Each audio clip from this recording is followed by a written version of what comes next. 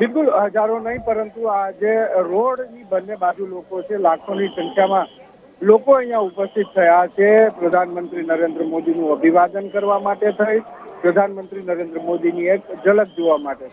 સૌથી મહત્વપૂર્ણ બાબત એ છે કે જે આ લોકો છે એની અંદર નાના બાળકોથી લઈ યુવાન લોકો અને મોટી ઉંમરના લોકો, મહિલાઓ અને પુરુષો બધા એક માત્રામાં જોવા મળે છે. એનો મતલબ એ છે કે પ્રધાનમંત્રી નરેન્દ્ર મોદીની લોકચાહના તમામ વર્ગના લોકોમાં જોવા મળી રહી છે.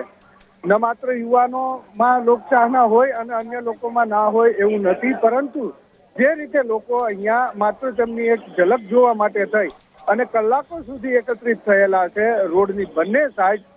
ત્યાં ઉપરાંત કે જે રોડની નજીકની બિલ્ડિંગ આવેલી છે એ બિલ્ડિંગ ઉપર પણ લોકો પ્રધાનમંત્રી નરેન્દ્ર મોદીની એક ઝલક જોવા માટે થઈને ઉપસ્થિત થયા છે. આ એ વસ્તુ સ્પષ્ટ કરે છે કે પ્રધાનમંત્રી નરેન્દ્ર મોદીની લોકચાહના તમામ વર્ગના યુવાનો હોય, બાળકો હોય કે વૃદ્ધો હોય કે આધેડ વયના લોકો હોય એ તમામમાં જોવા મળી રહી છે. અને એ જ કારણ છે કે એટલા લાંબા સમય સુધી મુખ્યમંત્રી રહ્યા બાદ એક લાંબો અરસો તેમણે પ્રધાનમંત્રી તરીકેની કામગીરી કરી છે અને હજુ પણ એ કરી રહ્યા છે. આજે જ્યારે પ્રધાનમંત્રી ગુજરાતના પ્રવાસે આવ્યા છે, 2 દિવસ રોકાવાના છે. આવતીકાલનો પણ પ્રવાસ તેમનો મહેસાણા જિલ્લાનો છે અને એ પ્રવાસ દરમિયાન પણ ન માત્ર ગુજરાત પરંતુ ભારતને એક મોટી ભેટ આપવા જઈ રહ્યા છે. મારુતિ સુઝુકીના ઇલેક્ટ્રિક વ્હીકલ ના પ્રોડક્શન યુનિટનું લોકાર્પણ કરવા જઈ રહ્યા છે. અત્યારે